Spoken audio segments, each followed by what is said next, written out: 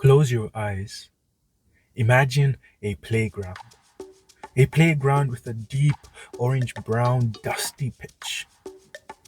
Two handbricks on either side with a couple of inches in between serve as a makeshift goal on the dust-enveloped ground. "Through ball!" yells the team's captain, calling for the ball to be passed to Joseph, the star. With each stride forward, Joseph leaves dust hanging behind. Each step he takes forward loosens the earth beneath him.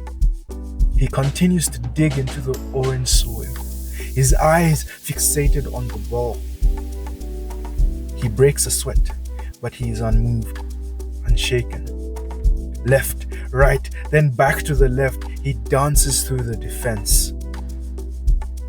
"Goal!" He scores, smiles and shouts of joy erupt.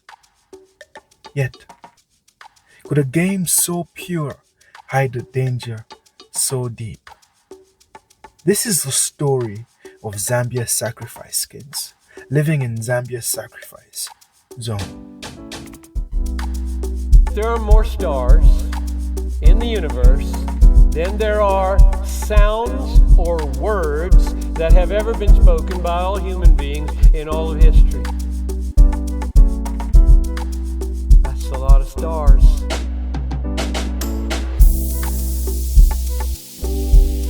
Why such a breathtaking world for us to live in? Why such a universe? Why?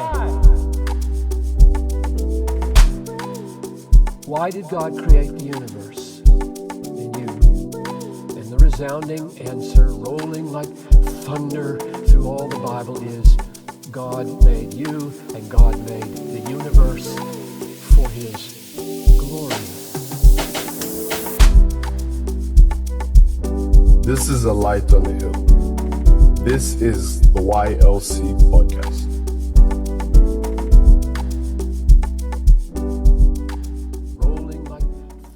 To underscore the tragedy that Joseph lives in, it is important to acquaint ourselves with the history of Kabwe. The year is 1904, and prospectors arrive in a country called Northern Rhodesia, a colony of Great Britain. To keep engines running, inputs needed to be found. Inputs to keep factories going: gold, copper, diamonds, and lead. Such minerals were crucial for the sustained growth within the West. A necessity, the growth of European countries was sponsored by the immense wealth in our land, Africa.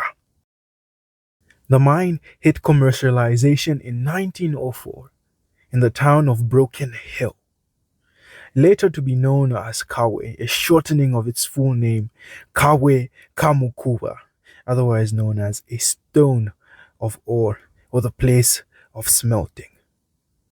A colonial establishment under the charge of the British Rhodesia Broken Hill Development Company opens the zinc lead mine and later an on-site smelter.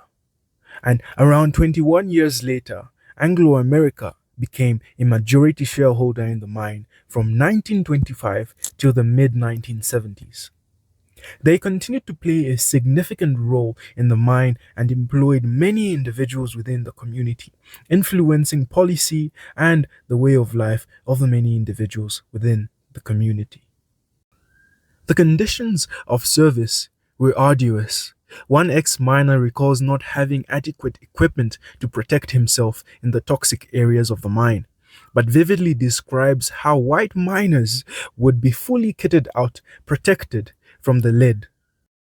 To fully appreciate the gravitas of the title, the world's most toxic town, and yes, that is Kabwe's other name bestowed upon it by the United Nations Special Rapporteur's report in 2022. Otherwise, you could call Kabwe a sacrifice zone. We've got to dive a little bit deeper and understand the dynamics of the situation. So, let's put into perspective the consequences of lead, why it's mined, and just why it can be so devastating to human beings, especially to children, like our star, Joseph. Like most minerals, lead is an indispensable part of industrial growth. Its density and softness make it easier to work with. Because of its malleability, lead can even be used to make high voltage cable coverings, X ray shieldings, and even pipes. In fact, one of the uses of lead was amplified in the 1910s when countries were positioning themselves for defense due to imminent war.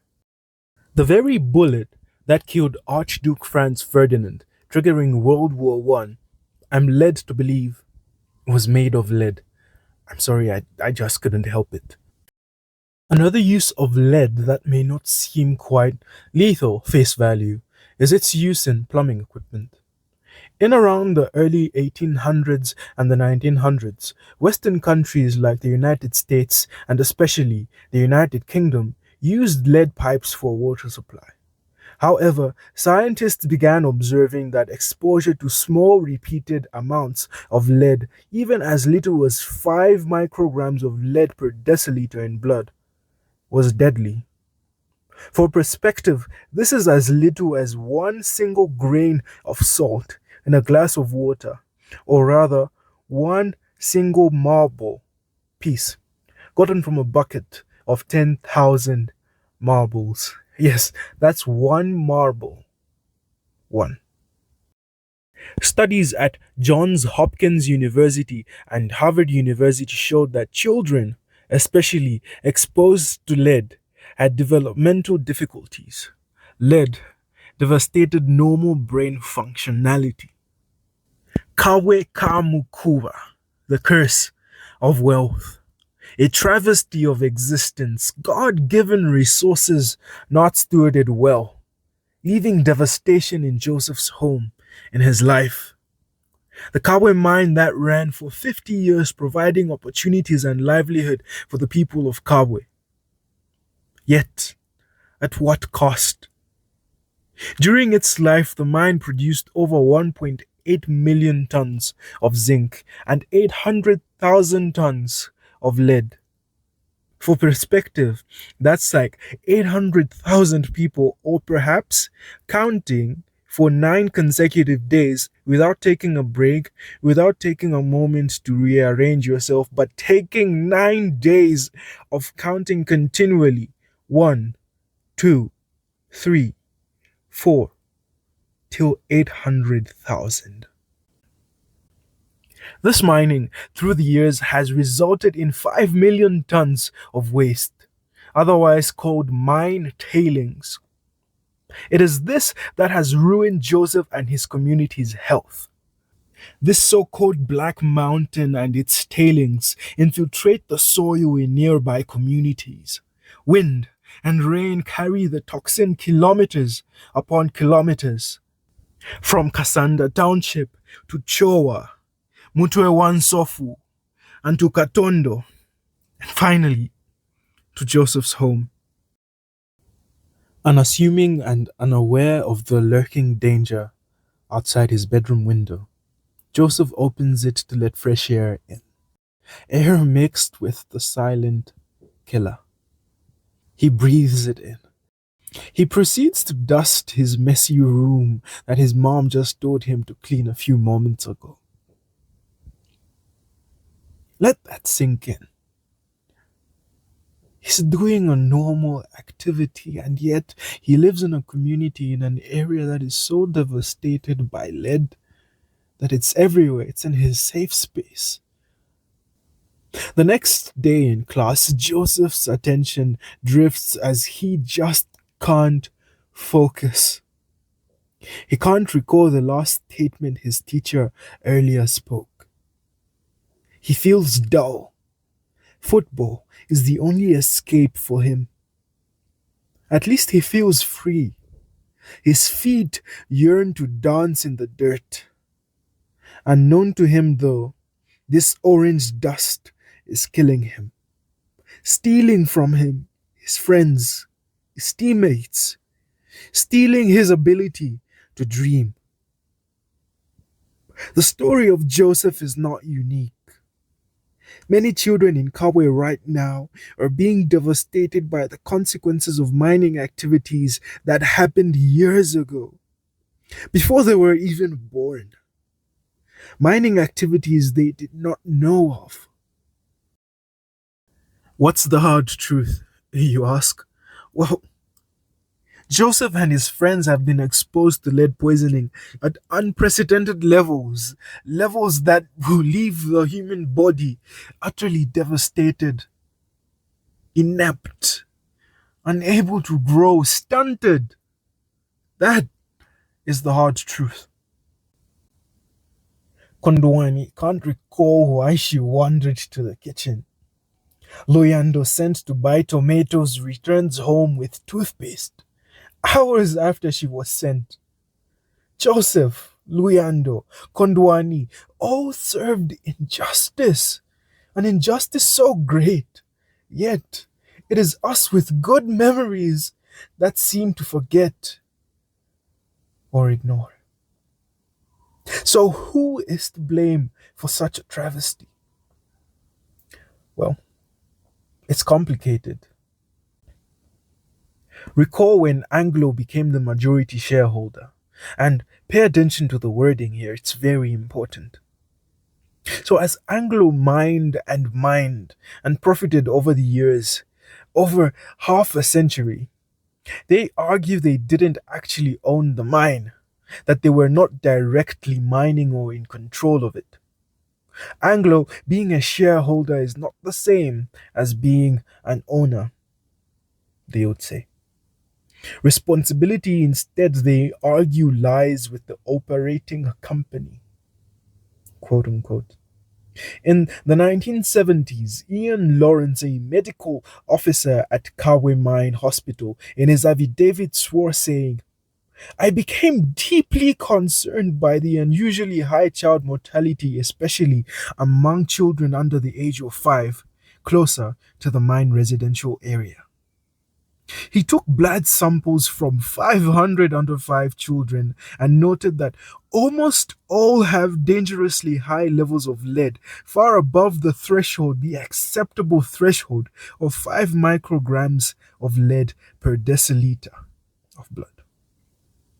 A team was sent to investigate, but no action was taken.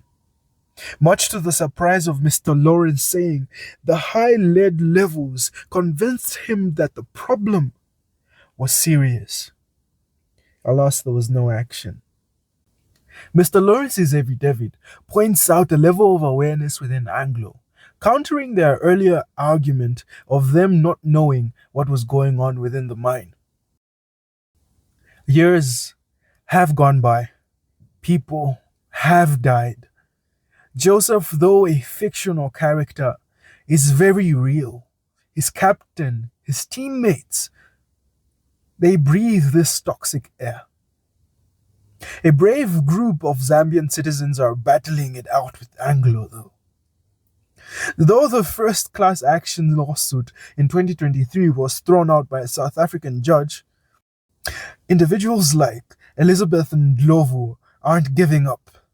Organizations like Pure Earth are taking steps to address these challenges. Organizations like Pure Earth are actually resurfacing the ground in some of the areas that are devastated very much by this lead poisoning. You should check them out. I've linked them below. The lawyers representing some 150,000 people and children like Joseph have been appealing the decision, arguing that people like Joseph deserve access to justice, access to a clean environment to live in, and that this travesty of a situation be made right by the people who've wronged the people of Mukuba. Imagine growing up in a town where the soil itself is toxic, where kids can't safely play outside. With each breath in, they inhale a painful history, one that wishes not only to steal their future, but their minds as well. I was shocked to find this out about Kabwe. Heartbroken almost.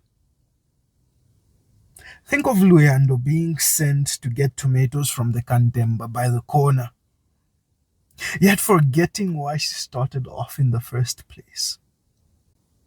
Think of this family that can barely even afford to buy a loaf of bread, having a child struggling with her mind. Truth, very hard truth. Our little brothers and sisters in Kabwe, they have been devastated by this. Some children will grow up retarded. That's the uncomfortable truth, and let it sink in. You ask, how can I help? I hear you. Talk about it. Tell someone this story, the story of Joseph, Luyando, Kondwani. Tell it. Go tell it on the mountain. Reach out to an NGO of your choice. Donate to Pure Earth. I've linked them here. Like their page. There's nothing that you cannot do. Do it now. Do something. Get up. Do it. Talk about it. Have a conversation with someone.